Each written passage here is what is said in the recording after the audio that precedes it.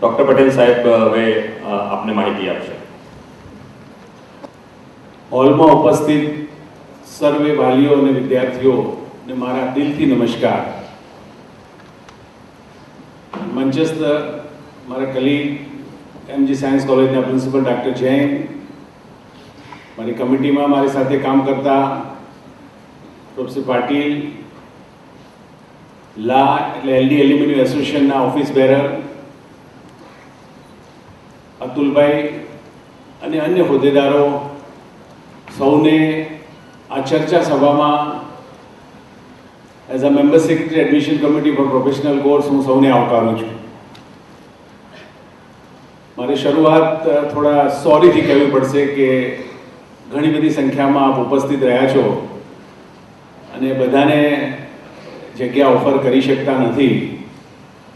તમને ખ્યાલ હશે કે આ ક્રાઉડ ન થાય એટલા માટે અમે અમારી આ ચર્ચા સભાઓ આખા ગુજરાતમાં કરતા હોઈએ છીએ અને પહેલાં અમે અમદાવાદની બહાર પૂરી કરી છે. રાજકોટમાં 2 કે 3, સુરતમાં 2-3 અને નાના નાના ટાઉન, ઇવન નવસારી, નડિયાદ, બધી જગ્યાએ દાહોદ, આ બધી જગ્યાએ અમે ચર્ચા સભાઓ પૂર્ણ કરીને છેલ્લે અમદાવાદમાં રાખી હતી, જેથી કરીને બહારના લોકો તો અમદાવાદમાં ના આવે. At least that was hour one intention. પણ ઘણા બધા બાળકો પાસ થયા છે અને આ 1.5 દિવસમાં અમે 3 ચર્ચા સભાઓ રાખી હતી. ખાસ કરીને પશ્ચિમ વિસ્તારમાં, એટલે આ પણ પશ્ચિમમાં જ આવે છે. એક સિલ્વર ઓક ક્લબમાં જ્યાં એક એન્જિનિયરિંગ કોલેજ થયેલી છે ત્યાં પણ અમે આવું ગઈકાલ સાંજે આયોજન કર્યું હતું. ત્યાં પણ 1500 જણાની સંખ્યામાં લોકો હાજર રહ્યા હતા. ત્યાં ખુલ્લી જગ્યા હતી એટલે 500-700 ખુરશી એક્સ્ટ્રા લાવીને અમે મૂકીને બધાને બેસાડી શક્યા હતા.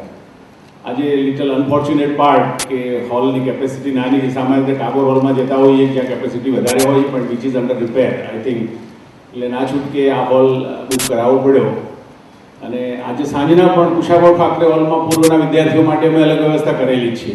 અને હજુ 2 પ્રોગ્રામ અમે છે ને આવતા રવિવાર સુધીમાં અમદાવાદ ખાતે કરવાના છીએ, જેથી કરીને દરેક વાલીને એમના જે કંઈ પ્રશ્નો મૂંઝવણ હોય એ અમારી સાથે 1-to-1 ટોક કરી શકે. અમારે તમારી વચ્ચે એટલા માટે આવવું પડે કે પ્રવેશ પ્રક્રિયામાં જ્યારે થોડા ઘણા ફેરફાર થાય, થોડો સિસ્ટમમાં બદલાવ આવે, ત્યારે આપણને ઘણા બધા નવા પ્રશ્નો આપણા મગજમાં ઉપસ્થિત થાય. આમ તો આ સિસ્ટમ અમે ઘણા સમયથી દાખલ કરેલી છે અને આપણા ઘરમાં, કુટુંબમાં કોઈના કોઈ આમાંથી પસાર થયેલું છે, એટલે એ આપણને માહિતી આપી શકે છે. પણ એનાથી ઘણીવાર આપણને સંતોષ નથી થતો અને ઘણા બધા વાલીઓ ત્યાં એડમિશન કમિટી ઉપર આવે, અમે અમારા કામમાં વ્યસ્ત હોઈએ, બધાને એટેન્ડ ન પણ કરી શકીએ.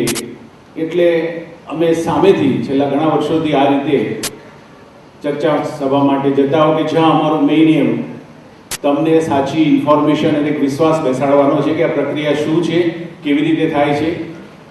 તમને ખ્યાલ હોય તો જે એડમિશન એક્ટ બન્યો એ પછી પ્રોફેશનલ કોર્સ, એમાં engineering, not only technology, medical, એ બધું જ એક સિંગલ વિન્ડો સિસ્ટમથી થાય છે.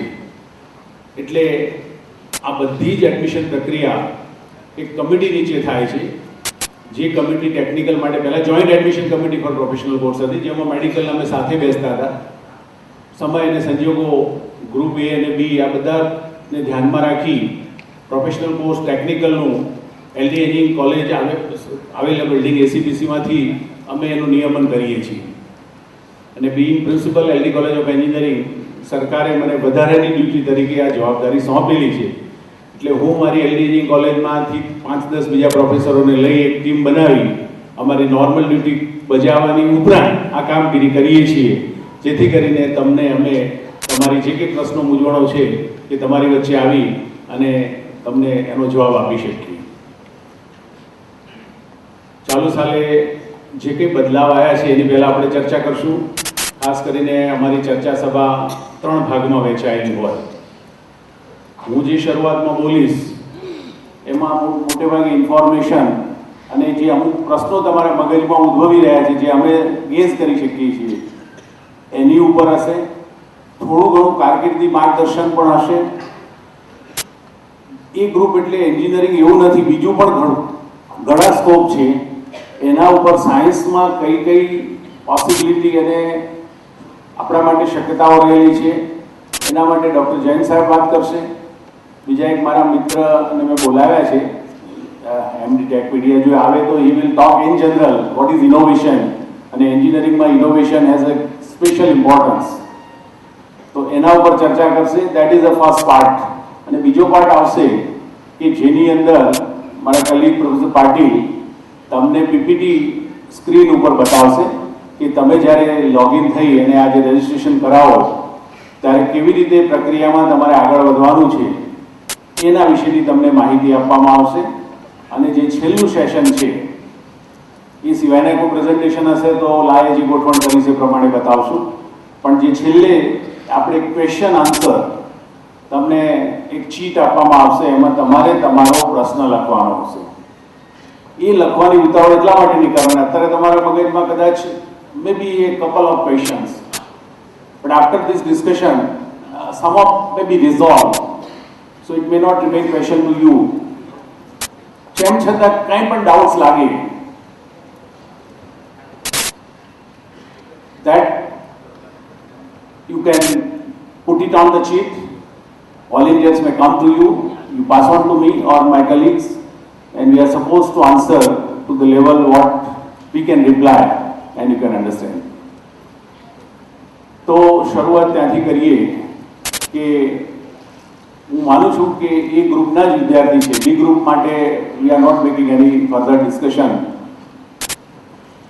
ચાલુ સાલે પરિણામ ઘણું સુંદર આવ્યું છે અને એ આવવાનું કારણ બોર્ડ લેવલે જે સેમેસ્ટર સિસ્ટમ ઇન્ટ્રોડ્યુસ કરી, એમસીક્યુ બેઝ પરીક્ષા, ભાર વગરનું ભણતર અને આ બધા કારણોના લીધે ઇતિહાસમાં ના હોય એવું બન્યું અને લગભગ 92.92% જેટલું આપણું રિઝલ્ટ આવ્યું.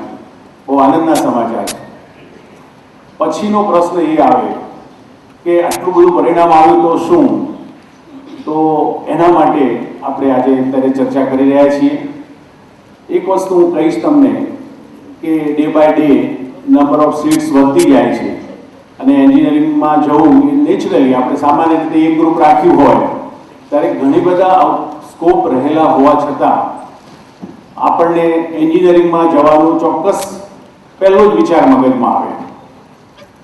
તો આ એન્જિનિયરિંગમાં કયા લેવલનું જ્ઞાન આપણને આપવામાં આવે છે, તો કયા લેવલની ઇન્સ્ટિટ્યુશન્સ આવેલી છે.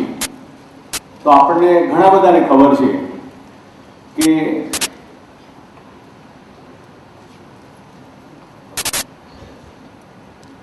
ગાડી number GJ1 KH 4023 GJ1 HM 47. હોલમાં એક્સ્ટ્રા ચેર મૂકવાની કોર્પોરેશન તરફથી મનાઈ હોવાના કારણે we are enable two place that. આપણે મૂળ વાત ઉપર આવીએ કે જે આપણી કોલેજો, ટેકનોલોજીનું જે એજ્યુકેશન છે, એન્જિનિયરિંગનું એજ્યુકેશન છે, એ સમગ્ર દેશમાં કે દુનિયામાં જુદા જુદા લેવલે ભણાવવામાં આવે છે. આપણે ગુજરાત ઇન્ડિયાના સાપેક્ષમાં વાત કરીએ તો નેચરલી ફર્સ્ટ લેયર જે કંઈ કહી શકાય એ આપણું IITs છે. ઇન્ડિયન ઇન્સ્ટિટ્યૂટ ઓફ ટેકનોલોજી, કે શરૂઆતમાં 5 હતી, રૂડકીને 6ઠ્ઠી બનાવીને આજે તો 15-16 જેટલી IIT, જેમાંની એક ગુજરાતમાં પણ IIT ગાંધીનગર, જે હાલ વિશ્વકર્મા એન્જિનિયરિંગ કેમ્પસમાં બેસે છે, ટેમ્પરરી લોકેશન. તો આ IITમાં જવાનું આપણું સપનું હોય પણ એના માટે અમુક થ્રેશોલ્ડ અથવા તો લિમિટેશન મૂકેલી છે. જેવો આપ સૌ જાણો છો કે તમારે GMAની પરીક્ષા જે તમે આપી છે એમાં જુદી જુદી કેટેગરી માટે જુદું જુદું માપદંડ મૂકેલો છે. 113 માર્ક અને એની ઉપર હોય ઓપન કેટેગરીમાં, એટલે રિઝર્વ કેટેગરીમાં એકોર્ડિંગલી એ તમારી જીની માર્કશીટમાં પ્રિન્ટ કરેલું છે. તો તમે જી એડવાન્સમાં બેસી શકો. નોટ ઓનલી દેટ, જી એડવાન્સમાં પણ બોર્ડમાં પણ તમારું જે કંઈ 20 કે 25% ક્રાઇટેરિયા મૂક્યો છે એમાં તમે હો અને જો થ્રુ ઇન ધ સેન્સ કે ટોપ મેરિટમાં આવો તો જ આપ IITમાં જઈ શકો છો. IITની સીટ્સ આપણને ખ્યાલ છે કે બહુ જ ઓછી છે, 5-7 હજાર સીટ, 1.5 લાખ વિદ્યાર્થીઓને આપણે 113 ઉપર એટલે કે જે ક્વોલિફાઈંગમાં મૂકેલા છે. ઓબ્વિયસલી એમાં પણ બહુ જ ખેંચતાણ હોય અને મોટાભાગના વિદ્યાર્થીઓ આપણે આશા રાખીએ કે આપણા ઘણા બધાને સારા માર્ક 113 ઉપર આવ્યા હોય અને એડવાન્સમાં એપિયર થાય અને IITમાં જાય, એ આપણું પહેલું સ્વપ્ન હોય. પણ એ બધા માટે સાકાર થઈ શકે એવું નથી, શક્ય બને એવું નથી. તો આપણે બીજા લેયરનો વિચાર કરવો પડે આઈઆઈટી વિશે તો બધાને ખ્યાલ હશે કે એટલા માટે ત્યાં શા માટે આપણે આઈઆઈટીમાં ભણવા જઈએ છીએ, તો ત્યાં જે પ્રકારનું ઇન્ફ્રાસ્ટ્રક્ચર, જે પ્રકારની ફેકલ્ટી, જે પ્રકારનું એન્વાયરમેન્ટ, જે પ્રકારનું પ્લેસમેન્ટ થાય છે, સારા સારા એન્ટરપ્રિન્યોર આઈઆઈટી પાસ આઉટ જ હોય છે, કોર્પોરેટ જગતવાળા આઈઆઈટીમાંથી જ પ્લેસમેન્ટ કરે છે, કે આ બધા એક મોટું ઊંચું પેકેજ મળે છે, એટલે ઓબ્વિયસલી ત્યાં જવાનું. બાકી કન્ટેન્ટ જોઈએ તો એન્જિનિયરિંગ કોલેજોમાં જે ભણાવે એવો જ સિલેબસ ત્યાં હોય, એ જ સબ્જેક્ટ હોય છે. એનું level of teaching, methodology of teaching may be somewhat higher or different. એટલે આપણે ત્યાં જઈએ તો ચોક્કસપણે આપણને સારું પ્લેસમેન્ટ મળે. પણ એમાં ધારો કે આપણે ન જઈ શકીએ તો સેકન્ડ ઓપ્શનમાં આપણી જોડે એનઆઈટીઝ આવે છે. ભારતભરમાં દરેક રાજ્યમાં એક જૂના વખતમાં જેને રિજિયોનલ કોલેજ કહેવાતી, આપણી સુરતમાં હતી, અત્યારે એનું નામ Sardar Vallabhbhai national institute of technology NIT. એમાં જવું પડે તો ઓબ્વિયસલી એના માટે 50% સીટો ગુજરાતના બાળકો માટે હોય, એનું અલગ ફોર્મ ભરવું પડે. એ લિમિટેડ સીટ્સ થઈ. આઈઆઈટી અને એનઆઈટી ઈચ્છા હોય પણ કદાચ આપણે એમાં ન આવીએ, જો કે એનઆઈટીનું એડમિશન GMAIN ઉપર જ થાય છે, પણ એના માટે અલગ રજીસ્ટ્રેશન કરાવવું પડે. તો મૂળ વાત આપણે આપણા ગુજરાતમાં આવેલી અને ઘણી સારી સંસ્થાઓ જે એનઆઈટી લેવલ કરતાં પણ ઊંચી છે, અને બીજી જૂની આપણી કોલેજો જે છે, વર્ષો જૂની, ધારો કે એન્જિનિયરિંગ કોલેજ તો 1948થી એસ્ટાબ્લિશ થયેલી છે, એવી BVM પણ છે, અને ઘણી બધી MS યુનિવર્સિટી, આ કોલેજો, અને હમણાં જે નવો ટ્રેન્ડ 1996 પછી સેલ્ફ ફાઇનાન્સ ઇન્સ્ટિટ્યુશન્સ, તો આવી ગુજરાતમાં કુલ 121 કોલેજો આવેલી છે, 121. અને આ 121 કોલેજમાં 63,113 જેટલી સીટ ઉપલબ્ધ છે. એટલે આપણે જે કંઈ એડમિશન અમે કરવાના છીએ એના માટે આ બધી જ સીટો માટે જે અમારી જોડે સ્ટેટ કોટા અને ગવર્મેન્ટ કોટા તરીકે છે, એના માટે તમારે ફક્ત એક જ રજીસ્ટ્રેશન કરાવવાનું છે. અત્યાર સુધી આપણે એવું બોલતા કે ફોર્મ ભરવાનું છે. હવે આપણે ઈ જમાનામાં આવ્યા એટલે ફોર્મ ભરવાનું ગયું, હવે આપણે રજીસ્ટ્રેશન કરાવવાનું છે. તો આ બધી જ સીટો માટે ફક્ત એક અને એક જ રજીસ્ટ્રેશન આપણે કરાવવાનું છે. એ રજીસ્ટ્રેશન કેમ થાય એ વાત આપણે પછી લઈએ. અત્યારે આપણે આ સીટો માટે સરકારી કોલેજો, જે મેં કહી કે 16 સરકારી કોલેજો છે, including LD college of engineering, 3 ગ્રાન્ટીનેટ કોલેજો, MS યુનિવર્સિટી, ધરમસિંહ દેસાઈ અને BVM વલ્લભ વિદ્યાનગર. તો આ 19 કોલેજો કે જ્યાં ફીનું ધોરણ બહુ જ નહીવત કહી શકાય, એટલે કે ફક્ત 1,500 રૂપિયા વાર્ષિક છે. અને વેરી સરપ્રાઇઝલી વી નો ધેટ કે ગર્લ્સ માટે કોઈ પણ ફી લેવામાં આવતી નથી. This is the only state where we can say with proud that girls' education is promoted like anything, where there is no fee for the girl student. એના પછી બીજી કેટેગરી PPP મોડની છે, જેમાં ફીનું ધોરણ સરકારી કરતાં વધારે પણ સેલ્ફ ફાઇનાન્સ કરતાં ઓછું, એ ટાઈપનું કહી શકાય. એવી હાલ 2 PPP કોલેજ છે, મેવડ મહેસાણા અને બીજી કોલેજ GIDC નવસારી.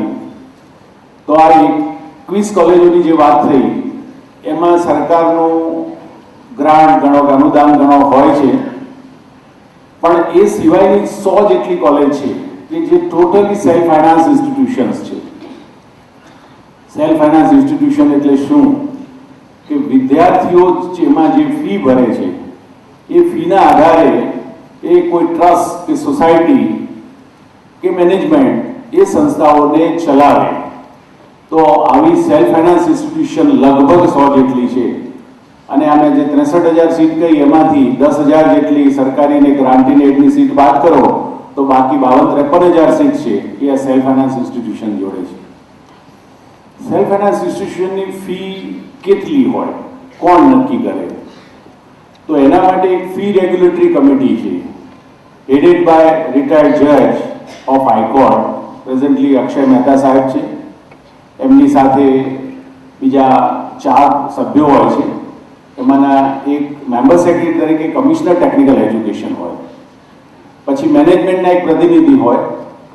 અત્યાર સુધી માણેક કાકા હતા, એમના સ્વર્ગવાસ થયા પછી ગણપત યુનિવર્સિટીમાં જે ચેરમેન છે એવા અનિલભાઈ સાહેબ મેમ્બર છે મેનેજમેન્ટ તરફથી.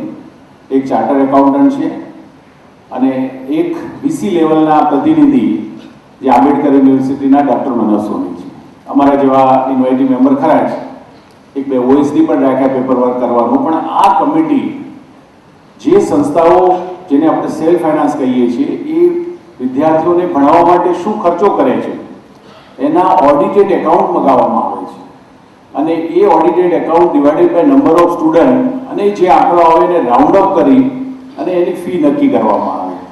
તો આ ફીનું ધોરણ લગભગ 45,000થી શરૂ કરીને એન્જિનિયરિંગ કોલેજમાં 1,20,000 સુધી છે. લાખ કે 1,20,000 તો એક બે કોલેજમાં જ છે.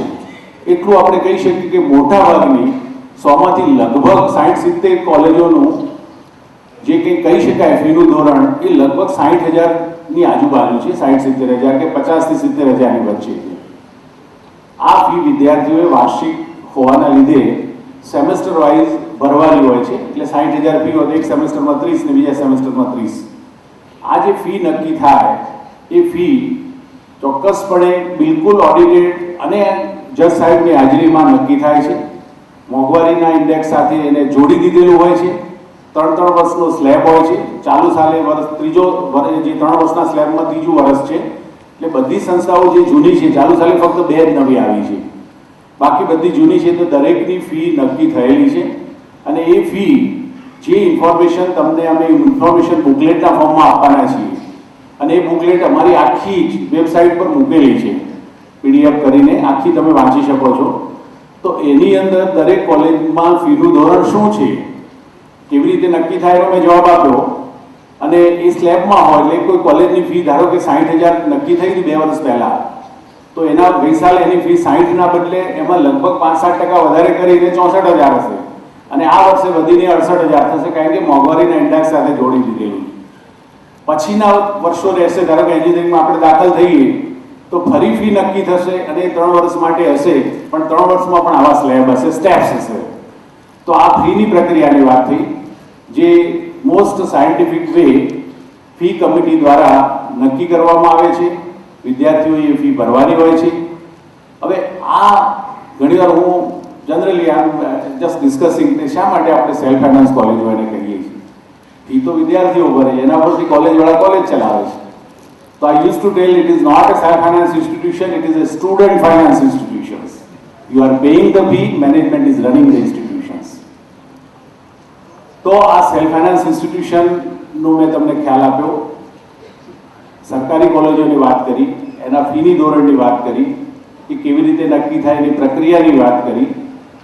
હવે આપણે ક્યાં જવું જોઈએ, કઈ કોલેજમાં જવું જોઈએ?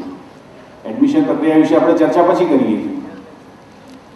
તો આપણે સામાન્ય હોય કે સારી કોલેજમાં જવું છે. તો સારી એટલે કે કોને સારી કહેવાય?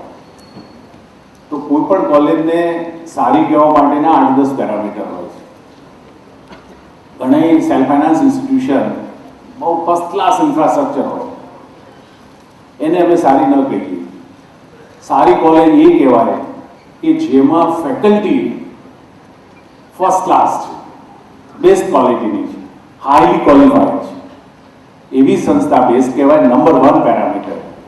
બીજો પેરામીટર એવો આવે કે ટ્રસ્ટ, ફેમિલી ટ્રસ્ટ છે, પબ્લિક ટ્રસ્ટ છે, ટ્રસ્ટની શું વિઝન છે. Education is a charity, but now you see the education is an industry. એવું થઈ ગયું છે. તો આપણે જોવું પડે કે પર્ટિક્યુલર ઇન્સ્ટિટ્યુશનમાં જ્યાં આપણે ચોઇસ ભરી રહ્યા છીએ એનું મેનેજમેન્ટ અને એની વિઝન શું છે. અને ચોક્કસપણે 3જા નંબરે ભણવાની એન્વાયરમેન્ટ સારું મળે એટલા માટે એનું ઇન્ફ્રાસ્ટ્રક્ચર, એનું એન્વાયરમેન્ટ કેવું છે, એનું લોકેશન ક્યાં છે એ પણ મેટર કરે છે. આ બધા મુદ્દા જોયા પછીના બીજા મુદ્દાઓ જે છે એમાં આપણે એવું કહી શકીએ કે સામાન્ય રીતે કોલેજમાં એક્રિડિટેશન સર્ટિફિકેટ છે કે કેમ. એક્રિડિટેશન એટલે એક ક્વોલિટી સર્ટિફિકેટ છે. કઈ સંસ્થા પાસે NBA નું ક્વોલિટી સર્ટિફિકેટ છે કે they are teaching, actually teaching learning પ્રક્રિયા, ઇન્ફ્રાસ્ટ્રક્ચર, લેબોરેટરી, ફેકલ્ટી અને બીજી બધી ફેસિલિટી ના ધ્યાનમાં રાખીને એ સર્ટિફિકેટ મળતું હોય છે નેશનલ બોર્ડ ઓફ એક્રેડિટેશન દ્વારા. આવી કઈ સંસ્થાઓ પાસે ક્વોલિટી સર્ટિફિકેટ છે એ મુદ્દો આપણા માટે મેટર કરે. સિલેક્શનમાં એ પણ આપણે ધ્યાનમાં લેવો પડે. આ સિવાય એમાં કેટલી સર્વાંગી વિકાસ વિદ્યાર્થીનો થાય એ માટે બીજી કોક્યુલર activity, extra કોક્યુલર activity, sports, youth festival, cultural activity, આ બધી જ પ્રક્રિયાઓ, બધી જ એક્ટિવિટી ક્યાં સારા પ્રમાણમાં થાય છે નેશનલ લેવલે થાય છે એ પણ આપણે જોવું પડે. આ સિવાયના બીજા મુદ્દાઓ છે, એમાં એક પ્લેસમેન્ટ આવે છે. કોઈ પણ કોલેજની એ જવાબદારી નથી કે વિદ્યાર્થીને ભણાવ્યા પછી એને નોકરી અપાવી જ. તેમ છતાં ઘણી બધી કોલેજો છે, ધારો કે સરકારી કોલેજ એલડી, અમે 100% પ્લેસમેન્ટ આપીએ છીએ. છોકરાને એની જોબ કોલેજમાંથી જ મળી જાય છે, જેને જવું હોય ને. અમારે તો 50% વિદ્યાર્થીઓ એબ્રોડ જતા રહે છે. ઘણા બધા પોતાનો ધંધો હોય તો ઇન્ડસ્ટ્રીમાં જાય છે, થોડા પીજી કરવા પણ જાય છે. તો એ પ્લેસમેન્ટ છે, તો પ્લેસમેન્ટ જોવું પડે. હવે આ બધા વસ્તુ જોવા કેવી રીતે મળે? ઓબ્વિયસલી અમે જે તમને બુકલેટ આપશું એમાં અને એ બુકલેટની અંદર કોલેજમાં કયા કયા પ્રોગ્રામ ચાલે છે, એની ફીસ શું છે, પ્રોગ્રામની સીટ્સ કેટલી છે. હવે એક બીજો પ્રશ્ન એ આવે કે આટલી બધી એન્જિનિયરિંગ કોલેજો છે, તો એન્જિનિયરિંગ કઈ કઈ ડિસિપ્લિનમાં થાય છે, કઈ કઈ ફેકલ્ટીમાં એન્જિનિયરિંગનું જ્ઞાન આપવામાં આવે છે. તો શરૂઆત જ્યારે થઈ એન્જિનિયરિંગની ત્યારે it was for the civilian. Obviously civil engineering start first long back before number of years. પછી મશીન યુગ આવ્યો. ઓબ્વિયસલી મિકેનિકલ એન્જિનિયરિંગ શરૂ થઈ. થોમસ આલ્વા એડિસને પોતાના એફર્ટથી ઇલેક્ટ્રિસિટી શોધી, જેના આધારે ઇલેક્ટ્રિકલ એન્જિનિયરિંગની શરૂઆત થઈ. પણ આ બધી 50-60-100 વર્ષની જૂની વાત છે. જ્યારે engineering, even engineering college start થઈ ત્યારે સિવિલ એન્જિનિયરિંગથી સ્ટાર્ટ થઈ. બીજા વર્ષ પછી મિકેનિકલ ઇલેક્ટ્રિકલ શરૂ થયું અને લગભગ 15-20 વર્ષ સુધી તો આ 3 બ્રાન્ચ ચાલી. અને અત્યારે પણ અમે કહીએ છીએ કે આ 3 બ્રાન્ચ જ સાચી અને મેઇન છે. ઝાડ મોટું થાય એમ એની ડાળીઓ મોટી ફૂટતી જાય, એ રીતે બીજી બ્રાન્ચ આવતી ગઈ. અને આજે લગભગ જુદી જુદી 38 વિદ્યાશાખાઓમાં, એન્જિનિયરિંગની વિદ્યાશાખાઓમાં આપણને જ્ઞાન આપવામાં આવે છે. અને એ લગભગ ઓલ 38 આપણા ગુજરાતમાં કોઈના કોઈ કોલેજમાં ચાલે છે. કદાચ અમુક વેરી સ્પેશિયલાઇઝ હોય તો એકાદ કોલેજમાં હોય, 60 જેટલી લિમિટેડ સીટ હોય કે 30 જેટલી સીટ હોય. આમ આપણે એમ કહી શકીએ કે 38 જેટલી એન્જિનિયરિંગ બ્રાન્ચમાં આપણને ટેકનિકલ એજ્યુકેશન આપવામાં આવે છે. અને ગુજરાત ખાતે લગભગ આ બધી જ બ્રાન્ચમાં આપણું એ ઉપલબ્ધ છે. એનું લેવલ દરેક ઇન્સ્ટિટ્યૂટના પોતાના ઇન્ફ્રાસ્ટ્રક્ચર અને ફેકલ્ટી અને ટીચિંગ લર્નિંગ પ્રક્રિયા પ્રમાણે ડેફિનેટલી અલગ અલગ હોઈ શકે. વી cannot measure directly with IIT, પણ એ ઉપલબ્ધ છે. અને આપણે જે એડમિશન લેવાનું છે, તો જો આપણને બધાને પ્રવેશ મળવાનો હોય અને આપણી ઈચ્છા પ્રમાણે કોઈ લાઈનમાં જવું હોય તો આપણા માટે પૂરેપૂરી તકો રહેલી છે. તો ઘણા મને એમ પૂછે કે અમારે કઈ લાઈનમાં જવું જોઈએ. બહુ જ અઘરો સવાલ છે. કહી ન શકાય કઈ લાઈનમાં જવું. એના માટે તો ઘણા બધા પેરામીટર હોય છે. ખાસ કરીને તમારું એપ્ટિટ્યૂડ, કઈ બાજુ તમારો લગાવ છે, તમારી એટીટ્યુડ કેવો છે, તમારી ફિઝિકલ કન્ડિશન કેવી છે, ફેમિલી બેકગ્રાઉન્ડ કેવું છે. આવા ઘણા બધા પેરામીટર મેટર્સ કરે છે. અને એને અનુરૂપ જો વિદ્યાશાખા આપણે ચૂઝ કરીએ તો જ એ રિઝલ્ટ ફ્રૂટફુલ આવે. નહીતર ઇમ્પોઝ કરવામાં આવે કે પપ્પા કહે છે કે મિકેનિકલ તારે કરવું, મને તો મિકેનિકલમાં બિલકુલ ચાન્સ ડૂબતી નથી. એટલે જ અમે જે પ્રવેશ પ્રક્રિયા કરીએ છીએ, અમે પ્રવેશ વિદ્યાર્થીને આપીએ છીએ, વાલીને નથી આપતા. એટલે પહેલા અમે ઓફલાઈન કરતા ત્યારે વિદ્યાર્થી જોડે સહી કરાવતા કે તને અમે આપીએ છીએ એ બરાબર સમજી વિચારીને તું લે છે. તો આ પ્રવેશ શામાં લેવો, સામાન્ય રીતે અમે કહીએ કે સિવિલ, મેકેનિકલ, ઇલેક્ટ્રિકલ. આજે પણ ડિમાન્ડ એની ઘણી છે.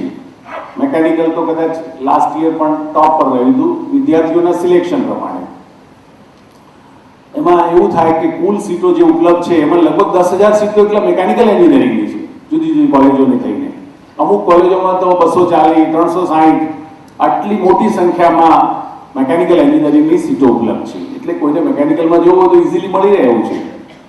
પણ એક વસ્તુ હું કહીશ કે જે વસ્તુ આજે હોટકેક જેવું લાગતી હોય, ડિમાન્ડમાં હોય, પણ માર્કેટ ફોર્સિસ છે સપ્લાય ડિમાન્ડ નક્કી કરે છે, તો એમાં ફેરફાર જરૂર આવતા હોય છે. મારો 38 વર્ષનો લાંબો ટીચિંગનો અનુભવ, એમાં છેલ્લા ઘણા વર્ષોથી એલડી કોલેજમાં જ્યારે હું છું તો હું એટલું કહી શકીશ કે 20-25 વર્ષ પહેલાં અમારે કેમિકલ એન્જિનિયરિંગમાં બધા જતા હતા. થોડા સમય એના પહેલાં ઇન્સ્ટ્રુમેન્ટેશન એન્ડ કંટ્રોલ નવું આવ્યું તો એમાં જતા હતા. પછી આઈટીની વાત આવી તો પહેલે ટોપ છે ને દોડ આઈટીમાં ચાલી, સિવિલ એન્જિનિયરિંગ આવી, કેમિકલ આવી. આમ બદલાતું જતું હોય છે. થોડા વર્ષો પહેલા, 2 વર્ષ પહેલાની વાત કરું તો લગભગ ઇલેક્ટ્રોનિક્સ એન્ડ કોમ્યુનિકેશન, આ સિવાયની કોઈ વાત જ ના કરે, કારણ કે પરદેશમાં એની બહુ ડિમાન્ડ છે. આપણી જોડે એટલી ઇન્ડસ્ટ્રી છે નહીં એની સીટો એકદમ વધી ગઈ. તો અમારી જોડે એવું થયું કે ગઈ સાલ અને આગલી સાલ લગભગ 2000 સીટો ઇલેક્ટ્રોનિક્સની ખાલી રહેવા પડી. એટલે આ વસ્તુ માર્કેટ ફોર્સ ઉપર રહે છે. એટલે આજે આપણે મિકેનિકલમાં જઈએ 10,000 સીટ છે, તો 4 વર્ષ પછી શું થશે એનો જવાબ કોઈ નહીં આપી શકે. એટલે એવી આંધળી દોડ ના લગાવતા, પરંતુ જેમાં એડમિશન મળે અને જો તમે એમાં ટોપમાં રહો તો હું નથી માનતો કે કેરિયર બનાવવામાં આપણને કોઈ પણ જગ્યાએ ક્યાંય વાંધો આવે. સિવિલ, મેકેનિકલ, ઇલેક્ટ્રિકલ અમે સામાન્ય રીતે એવું કહીએ કે લાલ, પીળો ને વાદળી મુખ્ય રંગ કહેવાય, એમ સિવિલ, મેક ને ઇલેક્ટ કે મુખ્ય એન્જિનિયરિંગ કહેવાય. બાકી બધી મેળવણીથી થાય. નો ડાઉટ સ્પેશિયલાઇઝ બ્રાન્ચો છે કે મેકાટ્રોનિક્સ હોય, એરોનોટિકલ હોય, બાયોમેડિકલ હોય. આજે આપણું ગુજરાત ઓટોમોબાઈલ હબ થઈ રહ્યું છે. નેચરલી ઓટોમોબાઈલની demand, it's a branch of mechanical engineering. લગભગ 6 સેમેસ્ટર સુધી તો બેમાં સરખું જ ભણાવવામાં આવે છે.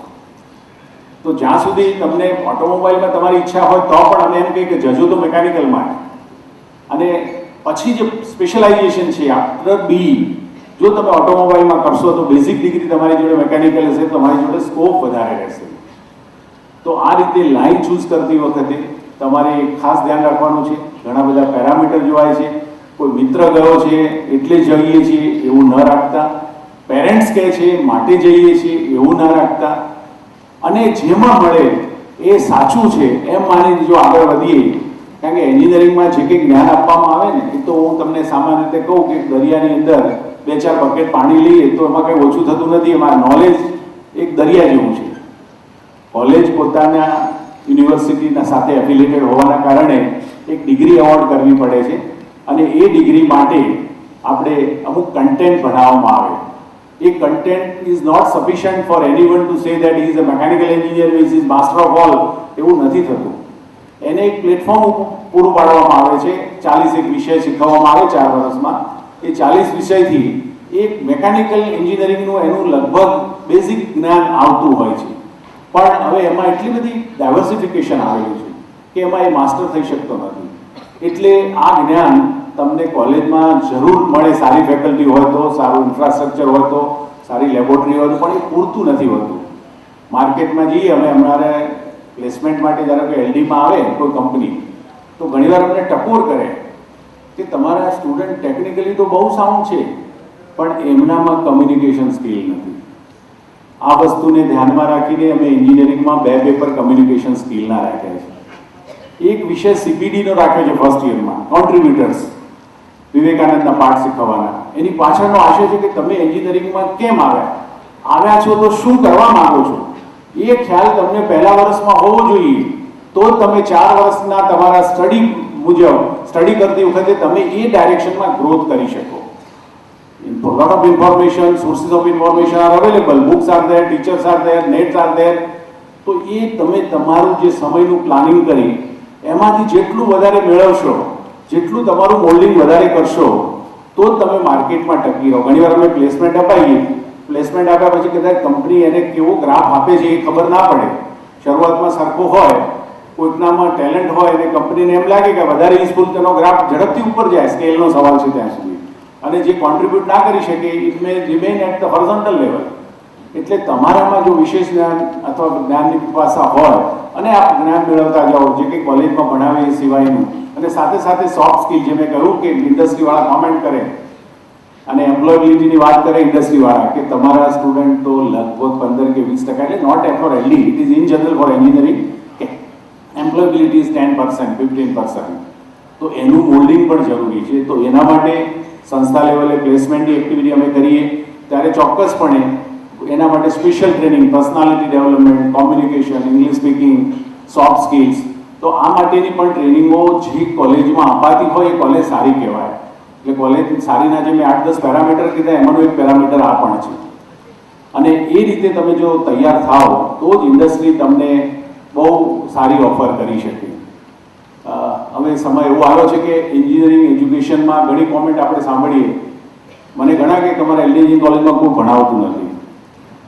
હું સાંભળી તો લઉં છું, પણ એમાં મને દુઃખ એટલું થાય કે તમારો છોકરો ક્લાસમાં નથી બેઠો તો તમે શું ધ્યાન રાખ્યું. સરકારી કોલેજ હોવાના કારણે યુનિવર્સિટીના ડિટેન્શનના નિયમો હોય, કોઈને અમે ડિટેન કરી હાજરી નથી, તો જાત જાતના પ્રેશર આવે કે મારા દીકરાને તો આમ હતું, બીમાર પડી ગયો તો, એક્સિડન્ટ થયો તો, તમે એની હાજરી વેવ કરો, અને આ ટાઈપની આખી સિક્વન્સ શરૂ થાય. ઘણીવાર મા બાપ એવું માને કે એન્જિનિયરિંગમાં મળી ગયું, આપણું કામ પૂરું થઈ ગયું. એ રીતે જીવનના જે 4 પગથિયા એમાં પહેલું પગથિયું સ્કૂલિંગ હોય છે. એમાં મા બાપે બહુ ચિંતા કરવાની હોતી નથી, કારણ કે સ્કૂલમાં ઇમ્પોઝ ડિસિપ્લિન હોય છે. પહેલા પગથિયામાં 5માંથી 6ઠામાં, 6ઠાથી 7માં મજા આવે ત્યારે કોઈ એને વિચારવાનું પણ હોતું નથી. પણ આ જીવનનો જે બીજો તબક્કો, જેને આપણે કહીએ કે college life, which is normally said to be golden period of life for anyone. આ કોલેજના જે 4 વર્ષ તમારા હશે, એ આખી જિંદગીના છેલ્લા દિવસ સુધી આપણે વાગોળતા રહેવાના છીએ. ઘણા બધા જે વડીલ છે એમને ખ્યાલ હશે, જે વિદ્યાર્થીઓ અત્યારે એડમિશન લેવા ઉભા રહ્યા છે, એમના માટેમાં ગોલ્ડન પીરિયડ છે.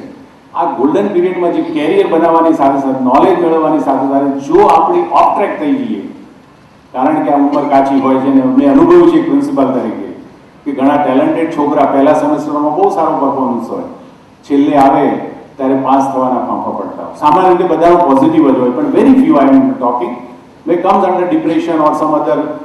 તો એવું ન થાય એ જોવાની જવાબદારી પણ મા બાપની. સ્કૂલ લેવલે તો ઇમ્પોઝ ડિસિપ્લિન હોય, સ્કૂલમાંથી ટીચર કે જે પ્રિન્સિપલ હોય એ તમને ઇન્ફોર્મેશન આપે, રાધર પેરેન્ટ્સ મીટ રાખે, અને આ બધા ફીડબેક મળતા હોય છે.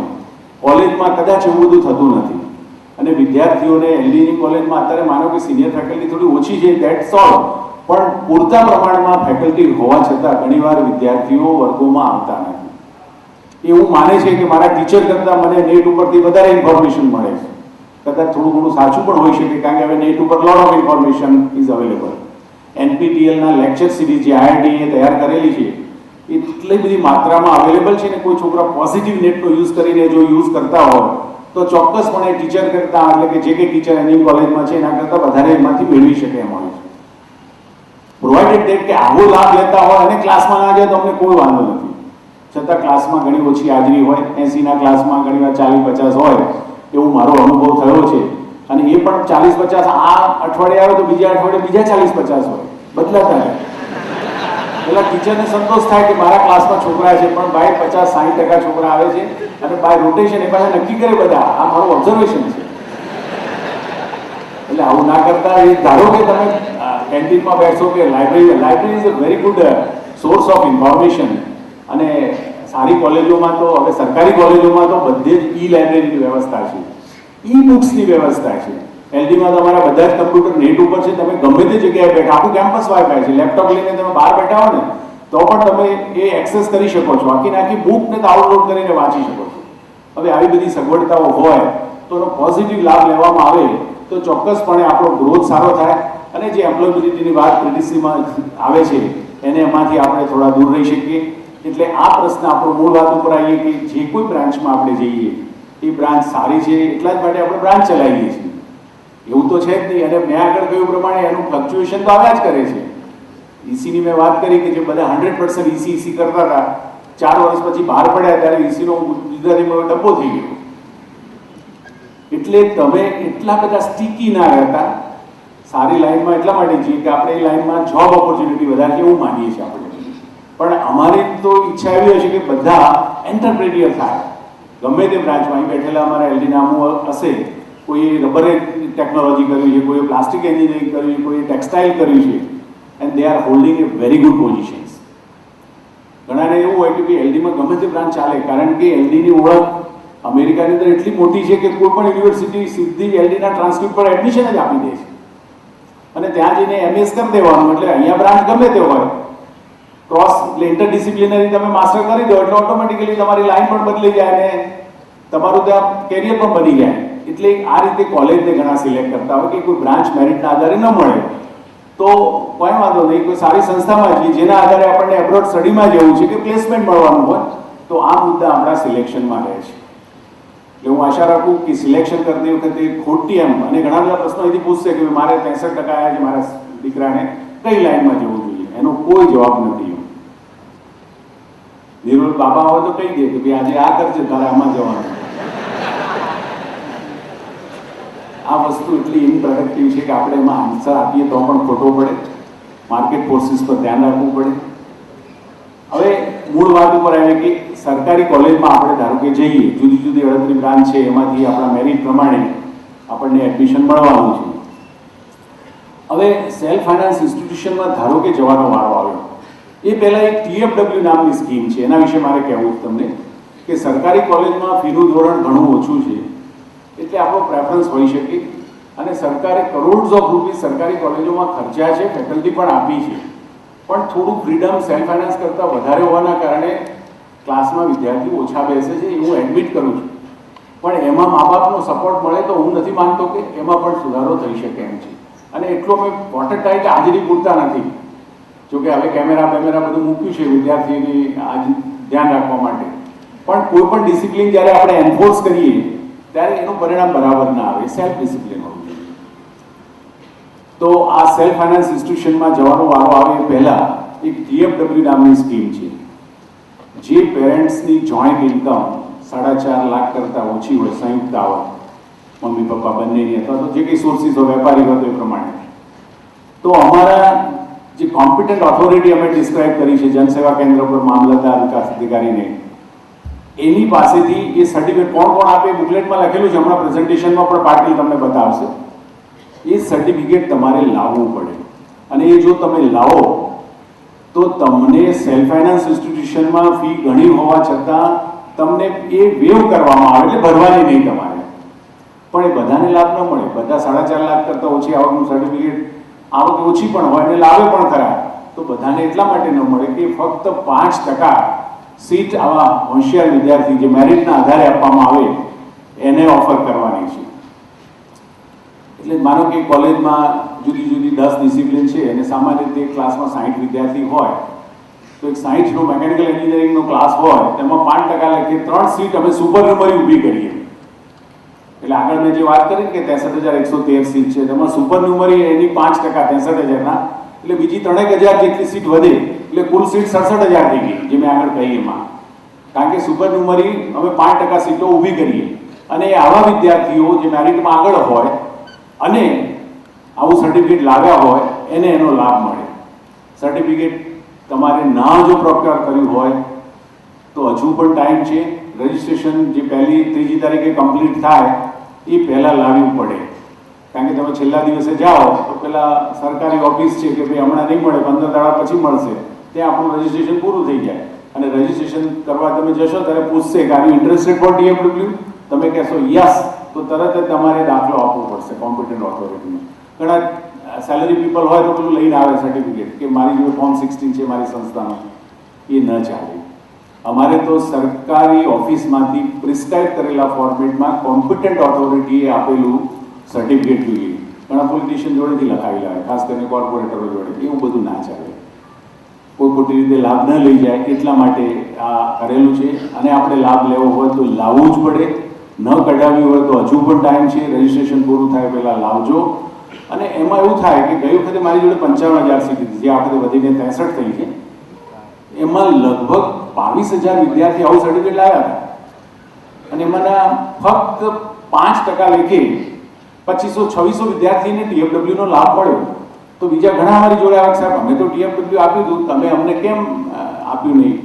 ઇટ ઇઝ વેરી ઓબ્વિયસ કે આપણા કરતાં મેરિટવાળો આગળ હતો. આપણે લાઈનમાં 6 જણા હતા અને 3 સીટ હતી, તો પહેલા 3ને મળી, બીજા 3ને એનો લાભ સર્ટિફિકેટ હોવા છતાં ના મળ્યો.